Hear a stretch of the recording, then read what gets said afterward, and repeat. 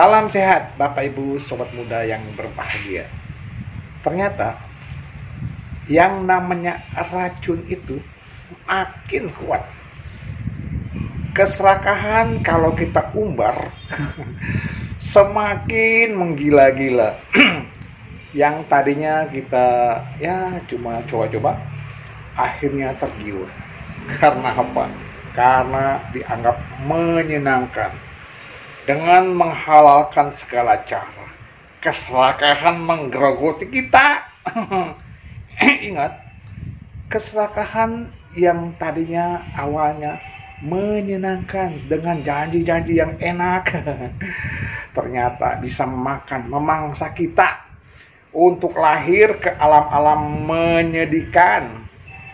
Karena itu Bapak Ibu Sobat Muda, ketika keserakahan mulai menggerogoti kita, mulai dari hal-hal yang kecil, kita mencoba menikmati sesuatu yang katanya enak, ternyata setelah mengikat, keserakahan itu semakin menjerat kita dan sulit untuk lepas dari keserakahan. Termasuk keserakahan akan posisi kita.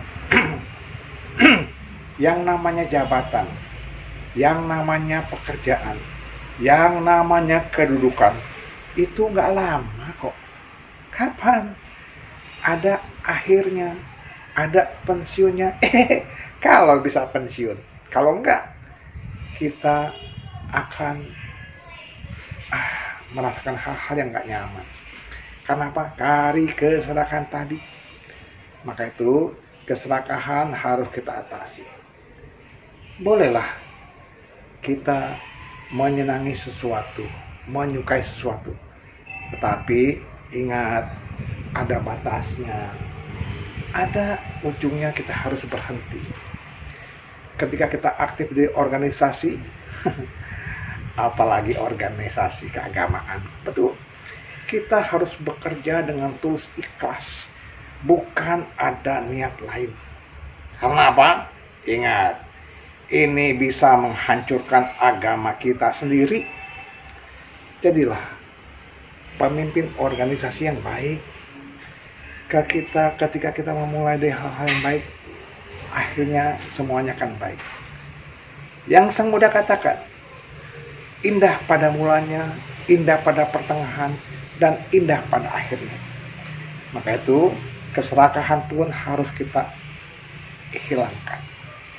Mulailah dari suka membantu, memberikan kemampuan kita pada hal-hal yang baik. Misalnya ya, saya berceramah. Oke, saya jalankan tugas saya sebagai penceramah. Di mana? Di mana-mana ya, tergantung tugasnya, undangannya. Apapun tugas kita, dimanapun tugas kita, jalankan. Jangan pernah mengukur materi sebagai ukur kebahagiaan kita. Bapak Ibu Sobat Muda, apalah artinya ketika kita datang ke sebuah tempat kebaktian menjadi penceramah karena uangnya besar, tetapi materi kita tidak bermutu.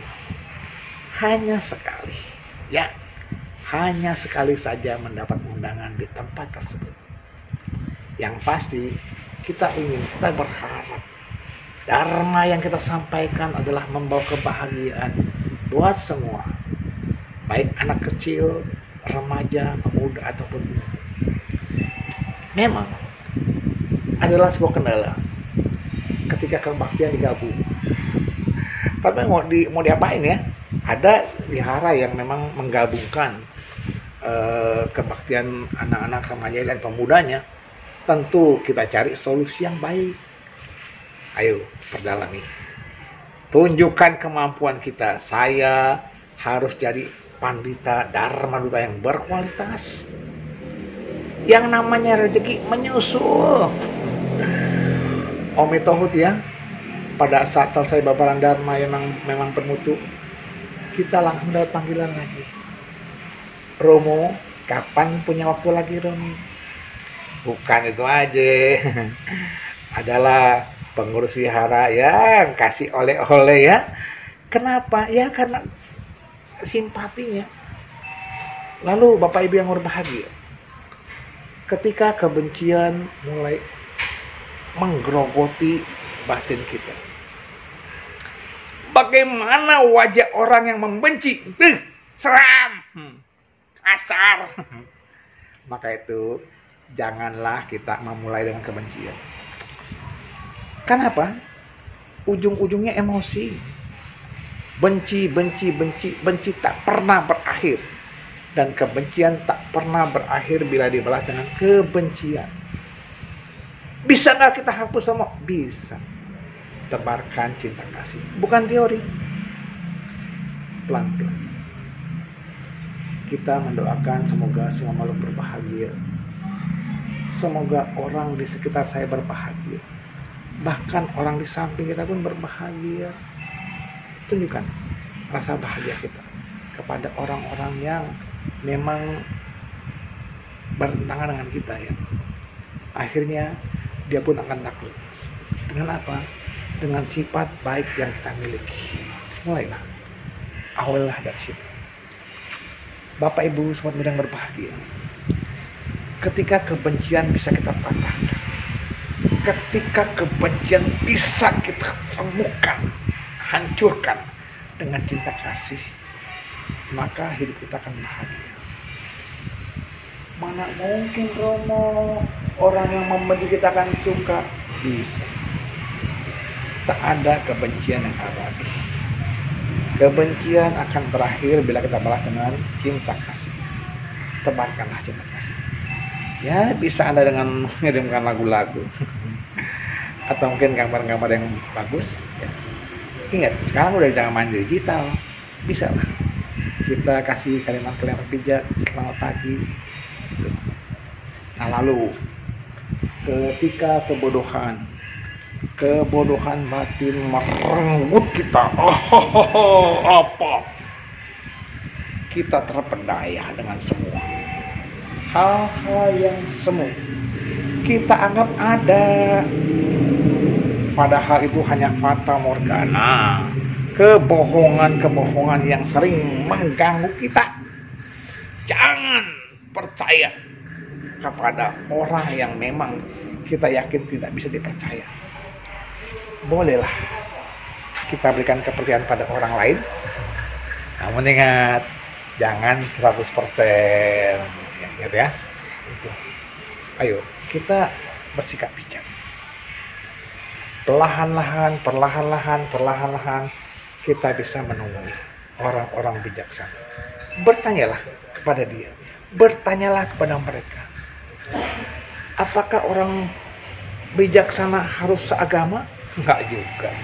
Ya, kita punya teman yang memang bisa menunjukkan jalan kebahagiaan pada pengertian hidup dan kehidupan ini adalah sementara. Orang-orang bijak menjalani hidup ini dengan enjoy, nggak perlu gerusa-gerusu. Aduh, saya belum punya ini, saya belum punya itu. Maunya punya apa? Semuanya serba sementara. Saya teringat teman saya yang sudah tiada. Dia berpesan, pokoknya kita harus banyak berbuat baik pada orang lain. Tapi ingat, jangan terikat dengan kebaikan itu. Ya, itulah ucapan yang memang sangat menyentuh. Dia dengan dermawannya memberikan sesuatu pada saya, dan saya pun harus berbalik memberikan sesuatu yang berharga buat dia. Walaupun nggak sebanding dalam jumlah materi ya, tetapi kita sering berbagi nasihat. Itulah yang kita bisa jadikan pegangan hidup sebagai persahabatan.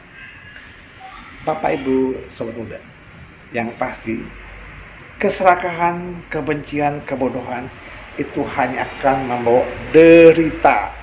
Penderitaan kita makin kuat. Orang yang penuh dengan keserakahan, hidupnya tak pernah puas. Orang yang penuh kebencian, batinnya akan selalu marah, emosi, tak bisa diredam. Orang yang bodoh akan menghalalkan segala cara untuk kebahagiaan.